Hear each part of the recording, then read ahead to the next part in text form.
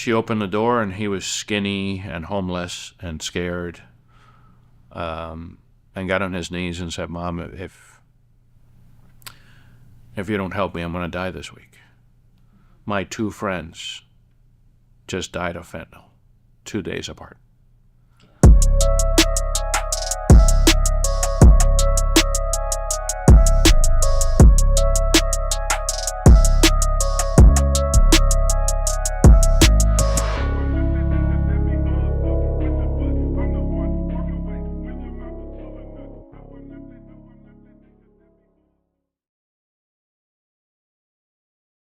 So I usually start out with asking folks to just tell me, who are you? Who are you? Introduce yourself, and where are we at? Good morning. I'm Dr. Raul Garcia. Sitting here as a candidate to be the next United States Senator for the state of Washington. Very proud of that. A little bit about myself. I was born in Cuba, so I got to know communism well for 11 years of my life before I left. Know what big government is all about, and when the government tries to tell you what to do, what to think, even what to eat. There's a peculiar story, but most of the country in Cuba was Catholic. They don't eat meat on Good Friday. Well, that was the day the government decided to bring meat into the marketplace so they could show that they were above anything else. And it was always continuous that way.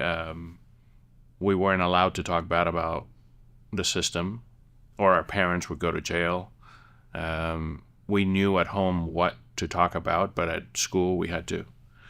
So that was a pretty maturing process in 11 years of someone's life where you're supposed to just be a child.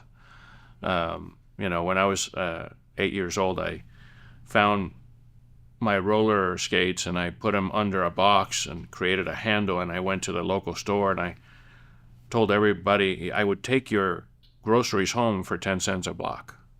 That was my entrepreneur mind at 8 years of age, and I came home screaming to my mother, "God, I think I found the American dream." I made $5 that first day, and she was very stern with me. "We don't speak that way here, and don't ever mention America again." But it made me fall in love with a country that I had never even stepped foot on, and finally was able to leave when I was 11. Not to the dismay of the government. They actually sat me in a room at the airport with a policeman and said, "Look, if you let your mother leave without you, we will throw a big party for you at the Pioneer Palace here in Havana as an example of the revolution." And I, of course, said, "No, I'm leaving with my mom." Because I had that dream that people talked about. Man, if you get to America, you could work hard and do something with your life. No one tells you what to do. You could really actually be independent and free.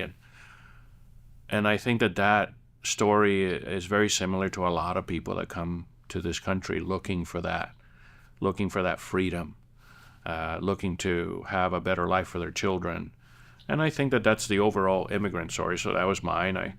I was lucky enough to get here.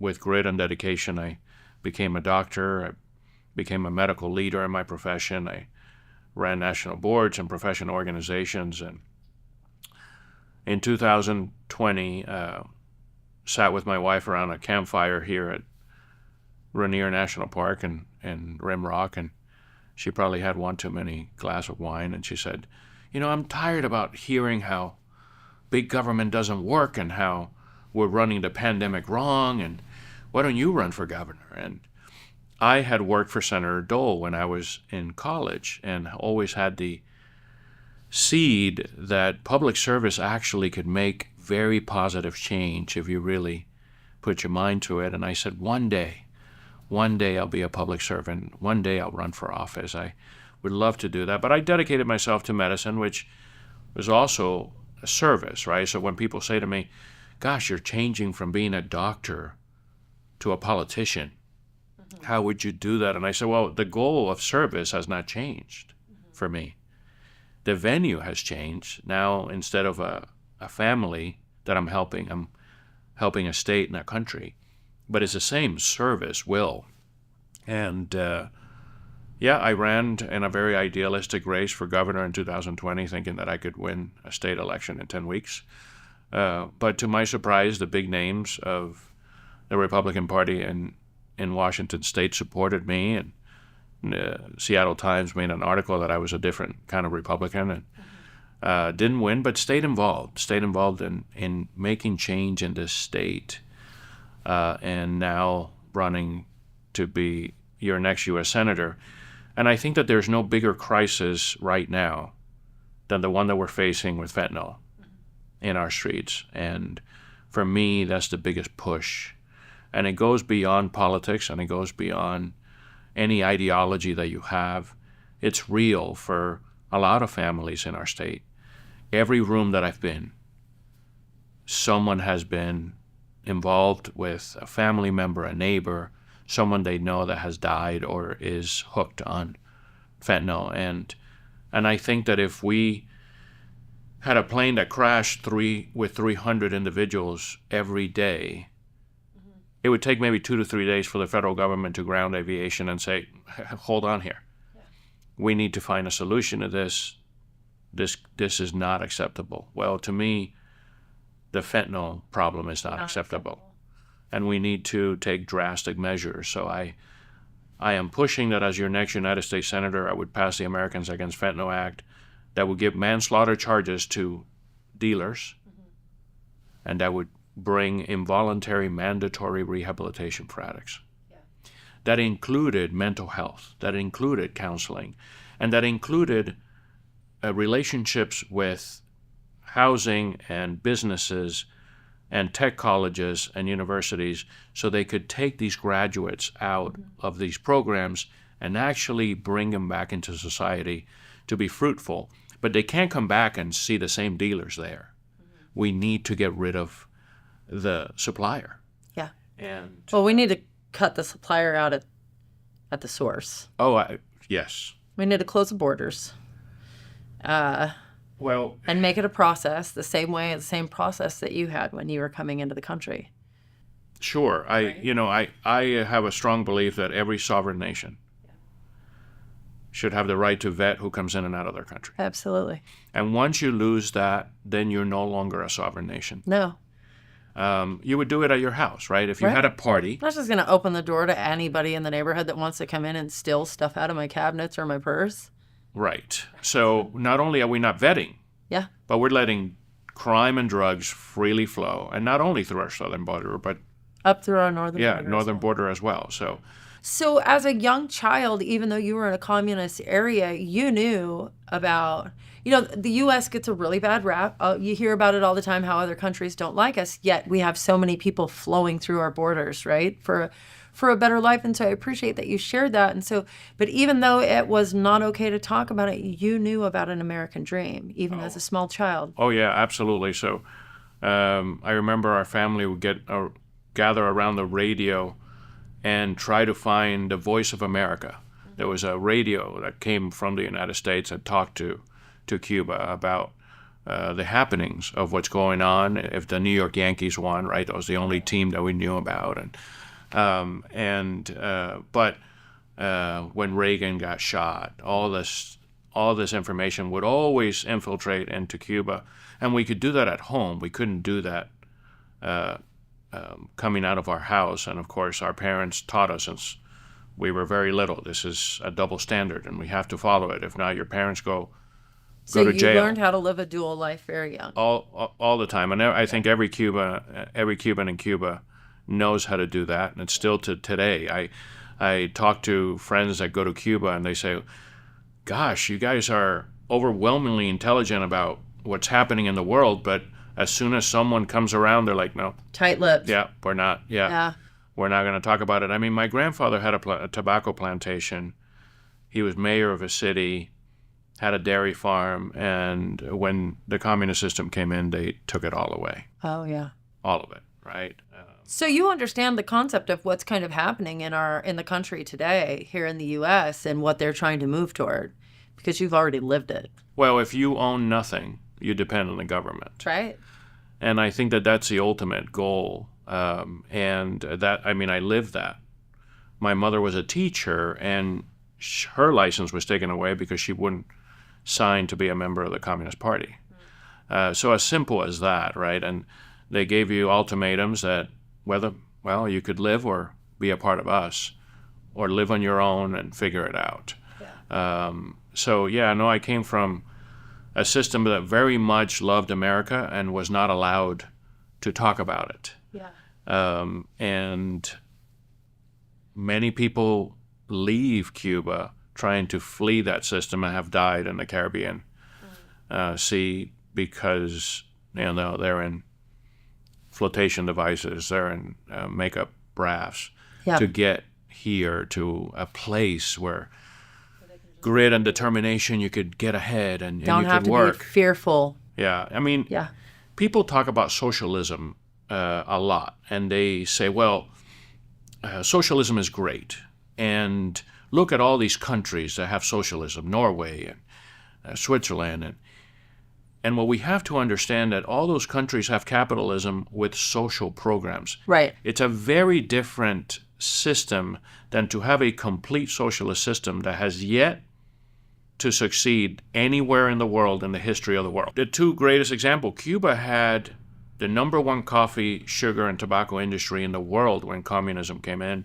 and instilled this socialist system. There is barely any sugar-making plants in Cuba anymore. Because if I tell you that you're going to get paid the same to work 8 hours a day or 2, Right.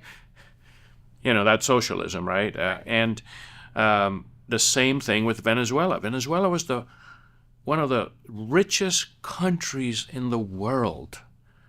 And to see the poverty that Venezuela lives under right now because of a socialist system coming in and not giving incentive for anyone to work, right? And we're human beings, we have to have incentive. And that is what America is about. That's what Reagan talked about, the shiny city on the hill, where you have the incentive to work hard and become something, become somebody, give your children a better life. Reap the benefits of your labor. Right. And that's what is enthusiastic about our country. Well, that's why I'm running. Yeah. I mean, I am at a point where I feel that if we do not change course, my children are not going to have the same opportunity that I had. Okay, so you came here at around age 11? Yeah. Is that correct? Yeah. Okay, and then what was life like? How was it different for you? And what's changed? And when did it start changing? Well, I'll tell you a good and a bad experience right off the bat. The good experience, we landed in Spain, went to a supermarket, and my mother sobbed for 30 minutes nonstop because there was an aisle full of fruit.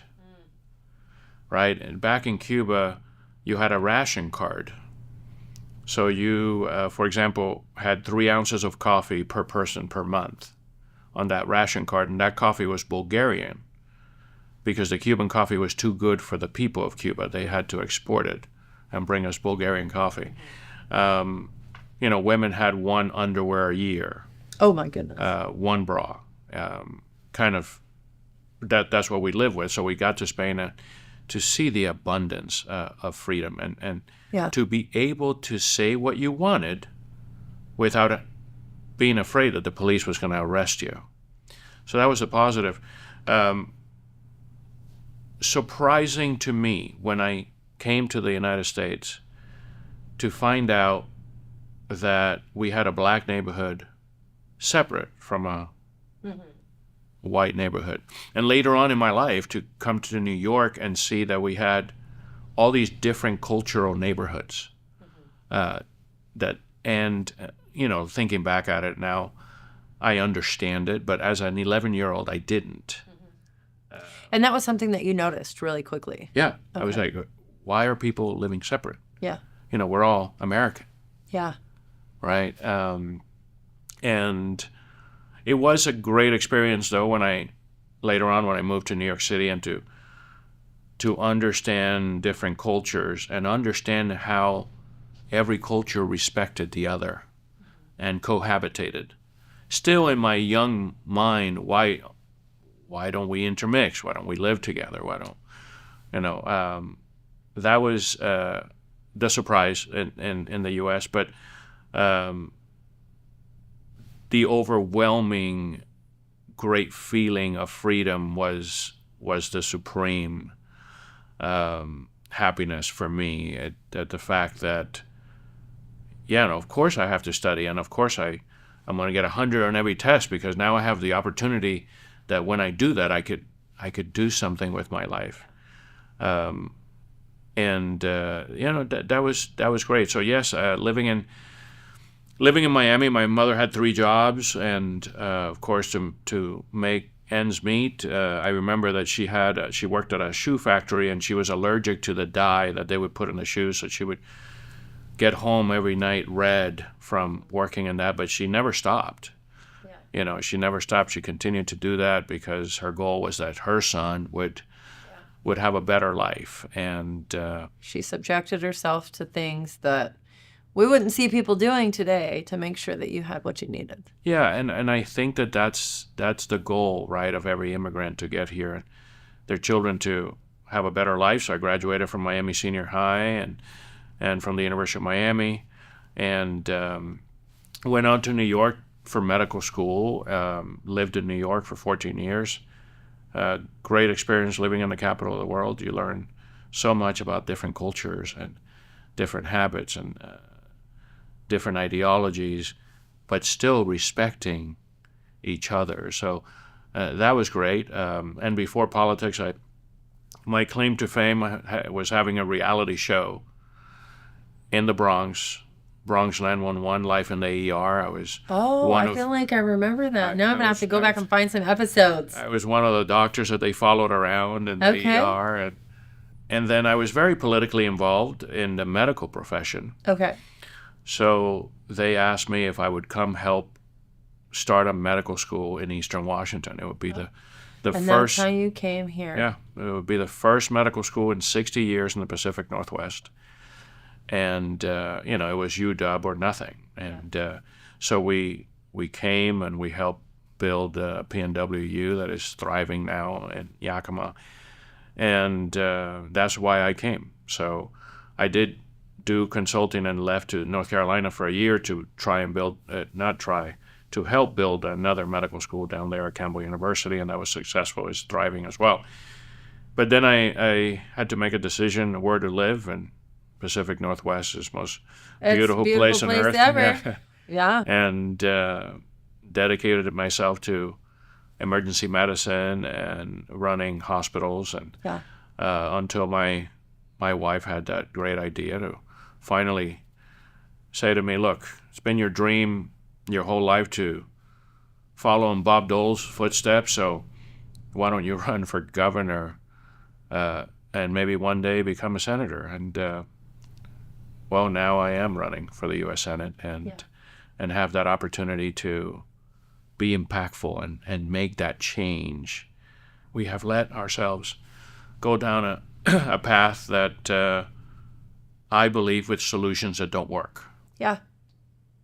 When did you start noticing some of the major shifts? I think here in Washington, I started noticing it after 2012 with the present administration. And I'm sorry to put that example up, but it's the easiest, right? Things just gotten worse and worse and worse and worse in our streets, and the horrible fact that families cannot let their kids go out to play in the park. Yeah. Because of all the crime and drugs that we have in our streets. And needles. And this harm reduction solution, as I said, solutions that don't work. I call it government-approved hospice. Yep. We know that these individuals are going to die. Let's just make it easy for them to live in the streets and do so. No. That's not a compassionate government. Yeah. No, absolutely not. Do you ever serve anybody in medical in the medical environment who is one of those people from the streets? Absolutely. Do you ever talk to them about the condition of their life, and do they like the condition of their life when you're serving those folks? They don't. They don't. I mean, I live in Yakima, but I practice in the only hospital that is on native land in this state, in Toppenish.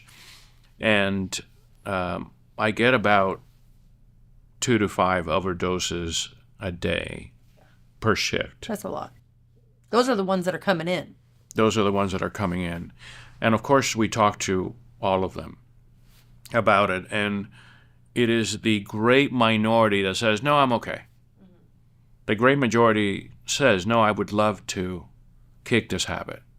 I would love to have a different life. I would love to, but I can't. I don't have a way. And that is why we need to take drastic measures. Everybody that has succeeded in rehab always comes back and says, thank you for taking me out when I couldn't make the decision myself. Yeah. And that's because of, for example, my son that we took out of that environment versus... So you have personal lived experience in your own family. Oh, yeah. With addiction. Oh, yeah, yeah. My wife's mother died of an overdose. Oh. Very cool. So that was, that's horrible. And then our oldest son got addicted, and we had to kick him out of the house. Mm-hmm. Because That's hard. We couldn't. It's the hardest thing in the world, but you couldn't have that example for the other 4 children. And one Saturday night, I was working. My wife was home. He knocked on the door, and she said she was hesitant to go open it because she knew who it was. Our door has a glass. Our door has glass, so we could see through. And she opened the door, and he was skinny and homeless and scared. And got on his knees and said, Mom, if you don't help me, I'm going to die this week. My 2 friends just died of fentanyl 2 days apart. And we were able to take him out of that environment. You know, other people get put in jail. But there has to be a drastic change to take you out of that environment. An abrupt interruption. Because as a doctor, I could tell you that your brain is telling you to lie, cheat, and steal to get that next fix, or you're going to die. Yes. And that is what you believe, and you believe it 100% as an addict. And if we are not taking these people out, they will not come out. They won't be able to break that. It's like hypnosis. I only know because, as you know, I'm a recovering addict, but it's true. I can hate my life in addiction, but as long as the dope is there, I'm not leaving. I am not leaving to my detriment, to my potential death, right? And so without the abrupt interruption, the removal from the destructive path, then we're not likely to be able to help anybody. And our current system is set up to keep people suspended in that misery. I agree with you. I couldn't agree with you more. And I think that this harm reduction solution, again, and I hate to harp on it, but it's not working. Please don't hate to harp on it. I harp on it all the time. It's not working. Yeah.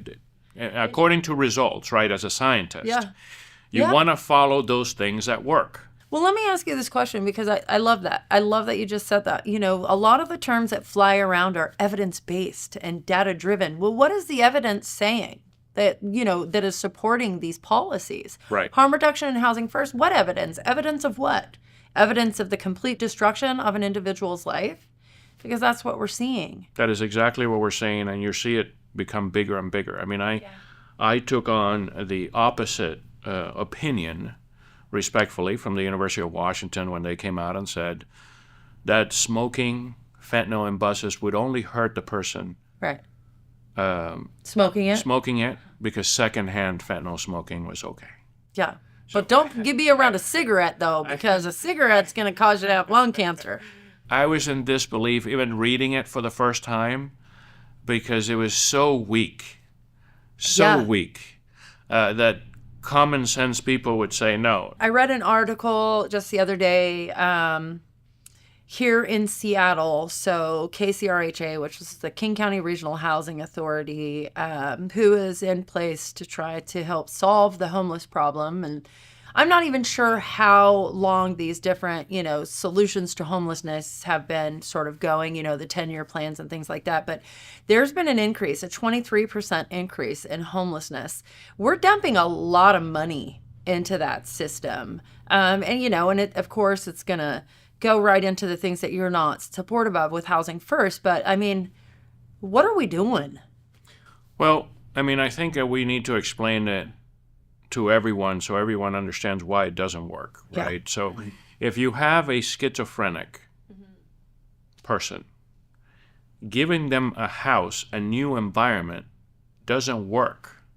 They're going to leave that house and continue to be in the streets. If you give an addicted person a house, first of all, they feel more comfortable in the streets because they could get their fix easier. But let's say that they take the house. Now that house is compromised, and all the neighbors are compromised because that becomes now a drug house. So if we're not taking care of the root of the problem, putting Band-Aids on it doesn't work. I interviewed somebody last week who made the reference of, are we putting Band-Aids on bullet holes?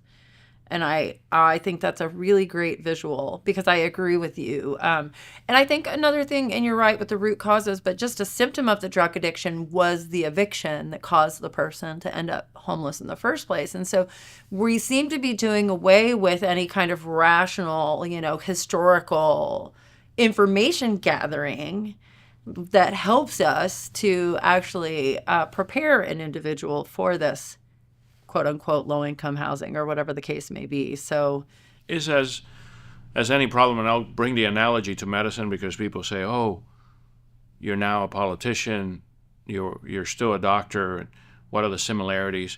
Well, if we could do something with our bodies to have a better immune system, to live healthier, it's not the easier road, but it's a healthier road. This is what we were talking earlier, that sometimes the solutions are not the easiest for us.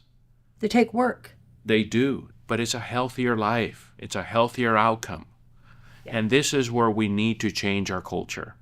We're not teaching people how to fish.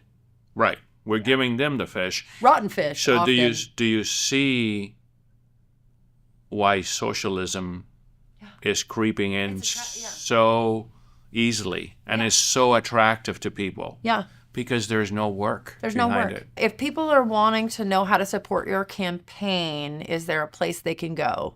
Yes, of course. So garciaforwa.com is our website. That's FORWA, garciaforwa.com. And yes, we need all the support that we can get.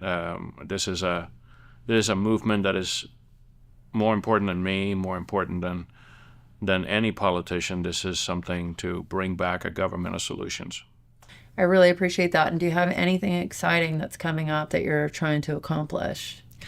Well, this will be the first that I talk about it. We are going to do a walk for fentanyl awareness and for all those people that we have lost to fentanyl.